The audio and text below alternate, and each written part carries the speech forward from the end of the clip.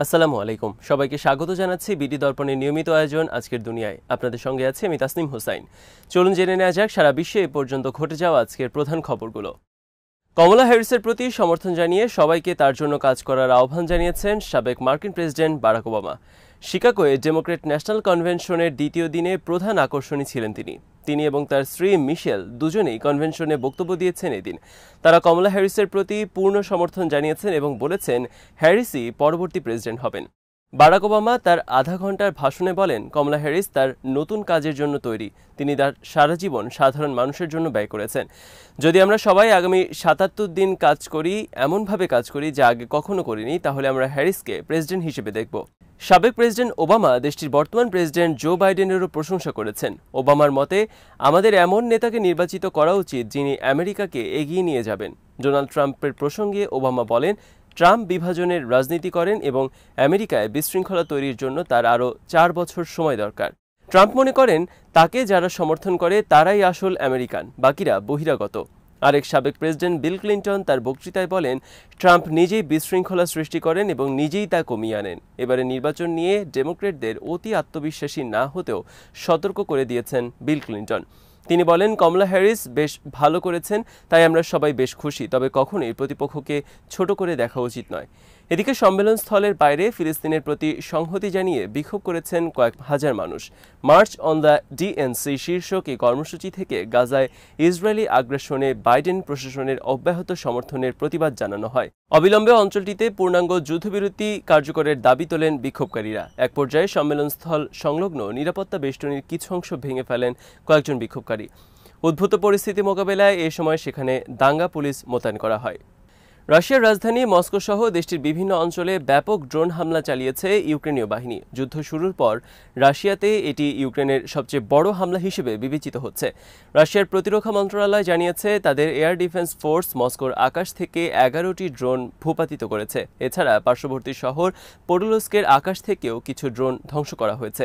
মস্কোর mayor Sergei সবিয়ানিন বলেছেন মস্কোয় এটি সবচেয়ে বড় ড্রোন হামলা। তবে এই হামলা সফলভাবে মোকাবেলা করতে পেরেছে রাশিয়ার বাহিনী, যে কারণে কোনো ক্ষয়ক্ষতি হয়নি। রাশিয়ার রাজধানীতে ড্রোন হামলার ঘটনা বিরল।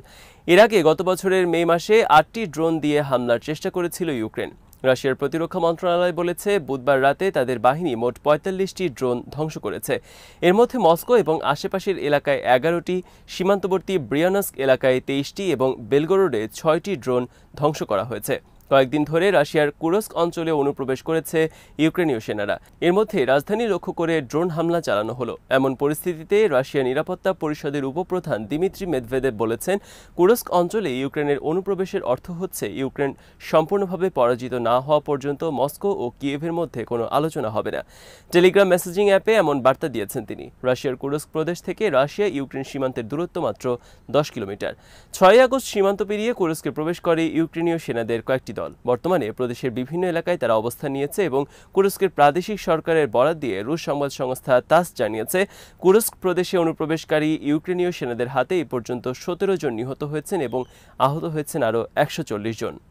গাজা উপত্যকায় যুদ্ধবিরতি এবং বন্দি বিনিময় চুক্তি বাস্তবায়নের জন্য ইসরায়েলের প্রধানমন্ত্রী নেতানিয়াহুকে চাপ দিচ্ছেন মার্কিন president Joe Biden. White House জানিয়েছে টেলিফোন আলাপে দ্রুত নেতানিয়াহুকে যুদ্ধবিরতি চুক্তিতে রাজি হতে বলেন বাইডেন। রয়টার্সের খবরে বলা হয় দুই নেতার মধ্যে এই টেলিফোন আলাপে আরও যুক্ত ছিলেন মার্কিন ভাইস প্রেসিডেন্ট কমলা হ্যারিস। এমন একটি সময় এই টেলিফোন আলাপ হয় যেদিন গাজা উপত্যকায় ইসরায়েলি হামলায় নিহত হয়েছেন আরও ৫০ জন। হোয়াইট হাউসের বিবৃতিতে বলা হয়েছে যুদ্ধবিরতি চুক্তির বাধা দূর করতে কায়রোতে আসন্ন সংলাপে যোগ দেওয়ার জন্য এবং গাজায় যুদ্ধবিরতি ও বন্দি বিনিময় চুক্তি কতটা জরুরি সে বিষয়ে নেতানিয়াহুকে বলেছেন জো বাইডেন। যুক্তরাষ্ট্র, ইসরায়েল এবং মিশরের মধ্যস্থতাকারীরা চলতি সপ্তাহের শেষ দিকে আবারও মিশরের রাজধানী কায়রোতে সংলাপে বসবেন। এই দফা সংলাপের উদ্দেশ্য হবে ইসরায়েল এবং হামাসের মধ্যে চুক্তির বিষয়ে মতপার্থক্য কমিয়ে আনা। গত কিছুদিন ধরেই ইসরায়েলকে যুদ্ধবিরতির জন্য চাপ দিয়ে যাচ্ছে ওয়াশিংটন। ধারণা করা হচ্ছে নভেম্বরের নির্বাচনে ভোটারদের মন জয় করতে যে কোনোভাবে যুদ্ধবিরতি বাস্তবায়ন করতে চায় জো বাইডেন প্রশাসন।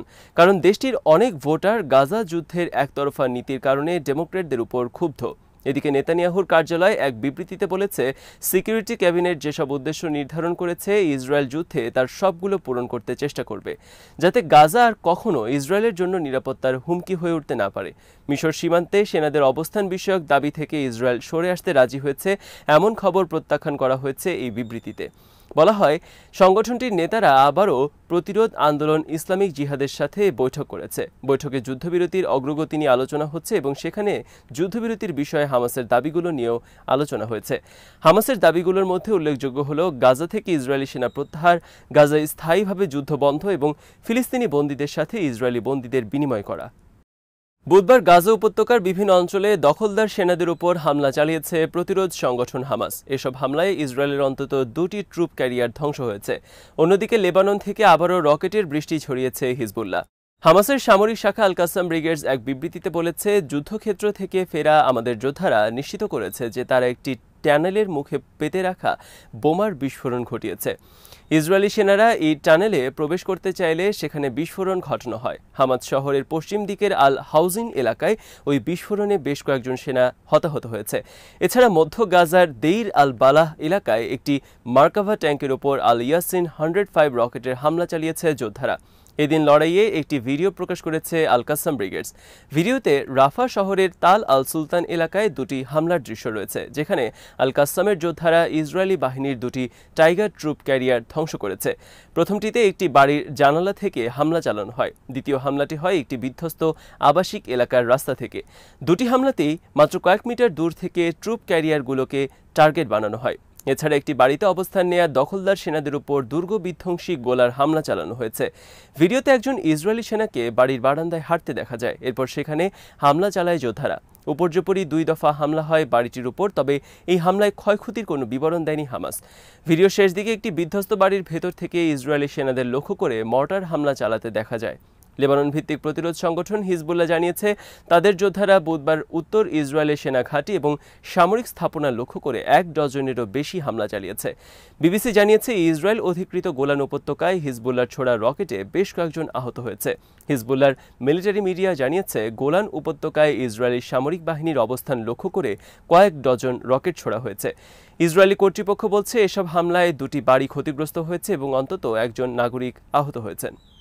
ইসরায়েলি হামলায় ফিলিস্তিনের রাজনৈতিক দল ফাতাহ আন্দোলনের সামরিক শাখার একজন কমান্ডার নিহত হয়েছেন। লেবাননের দক্ষিণাঞ্চলে ইসরায়েলের চালানো ড্রোন হামলায় প্রাণ হারান তিনি হিজবুল্লাহর সঙ্গে কাজ করতেন বলে দাবি করেছে ইসরায়েল। ফিলিস্তিনি গ্রুপ ফাতাহ বুধবার জানিয়েছে, দক্ষিণ লেবাননে ইসরায়েলি বিমান হামলায় তাদের একজন সামরিক কমান্ডার নিহত হয়েছেন।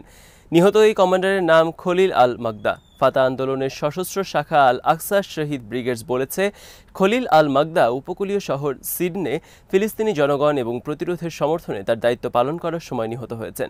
লেবাননের রাষ্ট্রীয় ন্যাশনাল নিউজ এজেন্সি জানিয়েছে, সিডনের ভিলাস এলাকায় একটি ইসরায়েলি ড্রোন তার গাড়িতে আঘাত করলে আল মাগদা নিহত হন। অন্যদিকে ইসরায়েলি সেনাবাহিনী সিডনে বিমান হামলা চালিয়ে আল মাগদাকে হত্যা করেছে বলে বিষয়টি নিশ্চিত করেছে। সামরিক বিবৃতিতে দাবি করা হয়েছে, আল মাগদা এবং তার ভাই মনির ইসরায়েলের বিরুদ্ধে হামলা চালানোর জন্য কয়েক বছর ধরে হিজবুল্লাহ এবং ইরানের ইসলামী বিপ্লবী গার্ড বাহিনীর সঙ্গে কাজ করছিল। ইসরায়েল সেনাবাহিনী তাদের বিমান হামলার ফুটেজ প্রকাশ করেছে, যাতে ওই ফাতাহ কমান্ডার নিহত হন।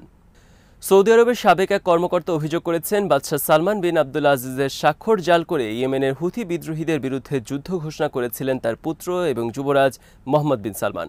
তবে এই অভিযোগের পক্ষে তিনি কোনো প্রমাণ দিতে পারেননি। সাদ আল জাবরি নামের এই সাবেক কর্মকর্তার অভিযোগ সম্পর্কে কোনো মন্তব্য করেনি সৌদি আরব। পরবর্তীতে আল জাবরি অভিযোগগুলো বিস্তারিতভাবে এক বিবৃতির মাধ্যমে বার্তা সংস্থা অ্যাসোসিয়েট প্রেসের কাছে স্বীকার করেন। সৌদি কর্তৃপক্ষ জাবরিকে একজন অবাধ্য সাবেক কর্মকর্তা হিসেবে অভিহিত করেছে। তিনি দেশটির সাবেক মেজর জেনারেল এবং গোয়েন্দা কর্মকর্তা ছিলেন। জাবরি বর্তমানে কানাডায় নির্বাসিত জীবন কাটাচ্ছেন। সৌদি আরবের সাথে দীর্ঘ সময় ধরে তার বিরোধ রয়েছে, কারণ তার 2 সন্তান একটি মামলায় কারাগারে আছে। যুবরাজ সালমান তাকে হত্যা করতে চান বলেও আল জাবরি অভিযোগ করেন।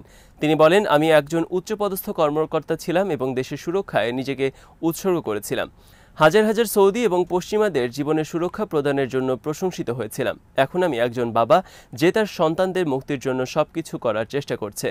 তিনি আরও বলেন, যুবরাজ সালমান বর্তমানে সৌদি আরবের প্রকৃত নেতা হিসেবে কাজ করছেন এবং প্রায়ই তার বাবা সালমানের পরিবর্তে নেতাদের সঙ্গে দেখা করেন।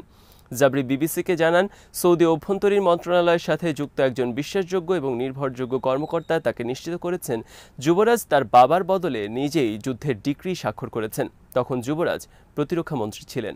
আজ এখানেই শেষ করছি। সবাই ভালো থাকুন, সুস্থ থাকুন আর দেখতে থাকুন বিডি দর্পণ। চ্যানেলটি ভালো লাগলে সাবস্ক্রাইব করুন, সংযুক্ত থাকুন আমাদের ফেসবুক পেজে। আল্লাহ হাফেজ।